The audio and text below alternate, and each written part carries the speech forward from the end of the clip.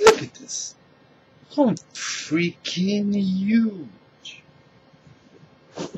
Freaking huge. Peekaboo. Nom nom nom nom nom nom nom. Welcome to That's Not Sexy. I'm your master level personal trainer, Alex Diaz, aka Mr. Freaking Huge. And this video is going to be about ab training. And it's a really important video because there's a lot of misconceptions on how you should be training your abs, when you should be training your abs, and everything else. So before I even get into all that, let me just explain. If you want to see your six-pack, don't worry about your ab training. I know that how can you, it's like saying, well, I want bigger arms, you don't train your biceps. You have a six-pack underneath your fat. So if you want to see your six-pack, it's not like you don't have one. You have to get rid of the body fat to see your six-pack. So if you care about looking and you want to see your six-pack, you have to get rid of your body fat, and then you'll see your six-pack. If you didn't have a six-pack, you wouldn't be able to stand up straight. You'll be like this because you use your core all the time. You use your six-pack to support your body and keep your posture. So let me explain about when you should train. And a lot of people been making and people that are actually smart. These are coaches and fitness experts, and they got it all wrong. They say to train abs before you work out. They say, oh, it's better to do your abs before you work out. You get a burn, it's small muscle and everything else, but that's the worst thing you can do. Okay, you don't want to train your abs first and then do your weight training, because you need your abs to support you when you're doing your weight training. If you do your abs and they're fatigued and you're doing a squat, you're gonna have a back injury because you need your abs to support the weight when you're squatting.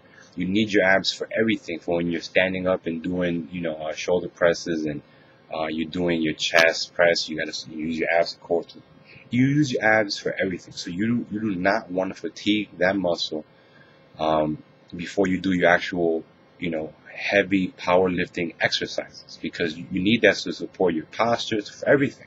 So don't hinder your training by doing your abs first. Okay, I don't understand why people are why actually experts are actually saying to do it first. That doesn't make any sense. You shouldn't change your routine when it comes to abs and say, well, I always do abs last and now I want to do abs first. No, you never want to change that. You always do your abs at the end of the workout when you finish all your weight training exercises. Okay, so that's something you have to do. Don't do abs before you train. So I mean, as far as your routine, you do a 10-15 minute warm up in your cardio, like any kind of bicycle, treadmill, whatever. Then do your weight training, and then do your ab training, and then do your real cardio, 30-45 minute on a treadmill, whatever.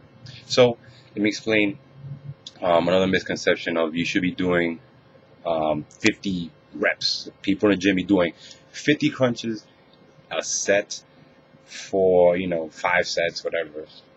So your abs are like any other muscle group. So like when I have people ask me, oh, how many reps should I do for abs? Because I like to do 50 or do 100 reps a set. So I ask them, well, how many reps do you do for your squats? How many reps do you do for your calf raises? Do you do 50 to 100 reps? No, you don't. Why would you do 50 bicep curls? Why would you do 100? You know what I'm saying? That doesn't make any sense. You're not gonna train to that high rep extent. So you would train like how you would do legs, and calves. 15 to 20 reps. And if you're doing 50 reps on your abs and 100 reps on your abs, it's not intense. You have to add more weight, more resistance to make it harder. If you do 50, come on, come on. You gotta have more resistance to it. You gotta make it challenging, because 50 is 50. That's a lot. It means if you're not burning at the first 10 reps, it's not working. You gotta add some weight and make it harder. Add some resistance, make it challenging. Because abs are really resilient muscles, just like calves and forearms. we use them all the time. So you have to train them a little higher than you would when than doing a chest press or not. But we're not going to a 50, 100, rep. That's just a waste of time. And you're not burning many calories when you're doing ab workouts. So that's another thing. It's a misconception with fat loss and ab training. It's like a sumo wrestler doing crunches. Okay, so you're not burning many calories when you're doing crunches. You're burning more calories when you're doing squats and stuff like that. So and obviously your cardio is the best bet. But as far as your weight training concerned, you're not burning many calories. Okay, so don't worry about doing you're doing abs for a whole hour because you're not burning many calories for that hour. Matter of fact, you'd be better just doing 30 minutes on a treadmill versus doing an hour of ab workouts. It's just pointless. So that is the whole ab training, when you should train, all that's the good stuff. I guess I'll make an ab video, and I apologize for all my videos that I make at a gym. The camera I have is a really good Sony CyberShot 16.2 megapixel 1080p high definition camera. The problem is it has an MTS file which is hard to convert and make it and keep the same quality because of that raw file. So that's why it doesn't look that good. So I'm going to end up selling my camera. It's a great camera. I'm going to end up selling it and getting a better, not better camera, because actually it's a really good camera, but a camera that has a better raw file, so I can convert it so that you could see it better and you could see the workout in high def, the way it's supposed to be, not the way it's been shown. So if you don't see any videos from me in the gym for a while, it's because I sold the one I have, and I'm in the process of getting a better one so you can see the videos in high def.